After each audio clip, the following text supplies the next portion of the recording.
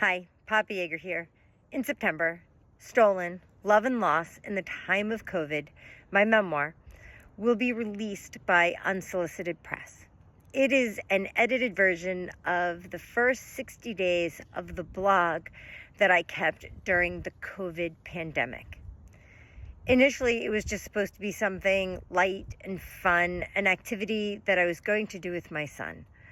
But on day 8, which was today, March 23rd, 2020, my blog took a turn and started to get a lot more serious and a lot more tragic. On day 8, March 23rd, 2020, I write, "As you know, my parents were aboard a cruise down in Patagonia until last week. Since they returned, I have been worried about them.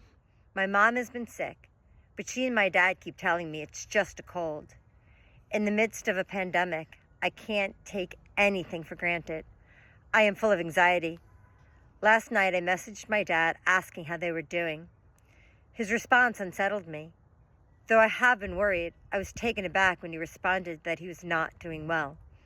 He had lost his appetite and was unable to eat dinner because he was nauseous. My dad never loses his appetite. He is one of those people who gets extremely cranky if he doesn't eat regularly. I picked up the phone and called. You need to get tested to see if you have COVID, I told him. I'm not up for driving. His voice sounded heavy, drained. I'll drive to Queens and take you, I offered, since Mom does not drive. No, stay with your family, he insisted. It's just a little nausea.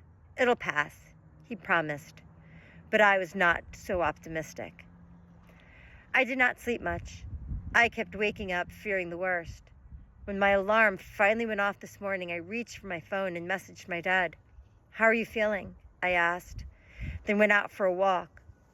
When I returned, I checked to see if he had responded. He had not. After that, I checked my phone every 10 minutes. He is always up early. So when a response didn't come in by 7, my anxiety mounted. Finally, he responded at 7:53. Okay, if you want to take me to get tested, I'll go. Of course I wanted to take him. I Googled where to go.